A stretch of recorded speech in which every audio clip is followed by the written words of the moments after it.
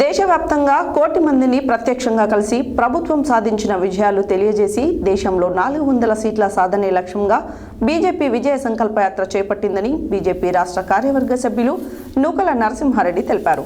మంగళవారం నల్గొండ జిల్లా బీజేపీ కార్యాలయంలో మీడియా సమావేశంలో వారు మాట్లాడారు. మంగళవారం నల్గొండ జిల్లా కేంద్రంలోని స్థానిక బీజేపీ కార్యాలయంలో ఏర్పాటు చేసిన మీడియా సమావేశంలో బీజేపీ రాష్ట్ర కార్యవర్గ సభ్యులు నూకల నరసింహారెడ్డి, గోలి మధుసూదన్ రెడ్డి మాట్లాడుతూ బీజేపీ ఆధ్వర్యంలో నిర్వహించే కృష్ణ విజయ సంకల్ప యాత్ర ఈ నెల 27న నల్గొండ లోక్సభ పరిధిలోని నల్గొండ జిల్లా దిండిలో ప్రవేశిస్తుందని తెలిపారు. నల్గొండ పార్లమెంట్ పరిధిలో 3 రోజుల పాటు అన్ని అసెంబ్లీ నియోజకవర్గాలలో తిరుగుతూ మార్చి 1న నల్గొండ క్లాక్ టవర్ సెంటర్లో సభ నిర్వహిస్తామన్నారు. ఈ యాత్రలో కేంద్ర రాష్ట్ర ముఖ్య నాయకులు పాల్గొంటారని తెలిపారు. ఈ యాత్ర ద్వారా ప్రజలను చైతన్యవంతం చేసి కేంద్రంలో 3వసారి బీజేపీ అధికారం చేపట్టడం తమ లక్ష్యమని అన్నారు. అనంతరం కాంగ్రెస్ ప్రభుత్వంపై తీవ్ర విమర్శలు చేశారు.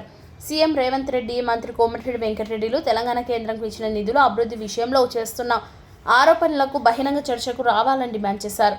ఈ సమావేశంలో బీజేపీ విజయ సంకల్ప యాత్ర ప్రముఖ పోతేపాక సాంబయ్య, జిల్లా ఉపాధ్యక్షుడు యాదగిరిచారి, జిల్లా కార్యదర్శులు పోతేపాక లింగస్వామి, మండల వెంకన్న, ఓబీసీ మోర్చా జిల్లా అధ్యక్షులు కొండా భవానీ ప్రసాద్, మీడియా ఇన్ఛార్జ్ పేరిక మునికుమార్, పిన్నింటి నరేందర్ రెడ్డి, పాషం శ్రీనివాస్ రెడ్డి, ఫకీర్ మోహన్ రెడ్డి, శాంతి స్వరూప్ తదితరులు పాల్గొన్నారు. 2014లో శ్రీ నరేంద్ర మోడీ గారి నాయకత్వంలో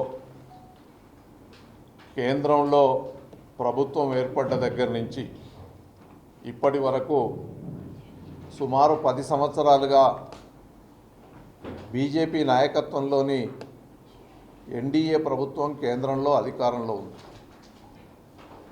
త్వరలో లోక్సభ ఎన్నికలకు నోటిఫికేషన్ కూడా వెలువడబోతుంది.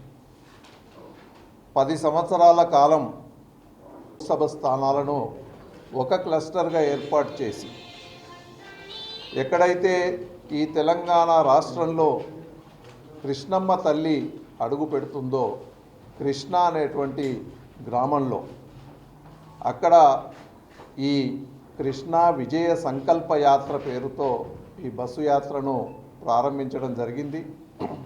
ప్రారంభ కార్యక్రమానికి రాష్ట్ర బీజేపీ అధ్యక్షులు, కేంద్ర మంత్రివర్యులు శ్రీ కిషన్ రెడ్డి గారు పాల్గొనడం జరిగింది.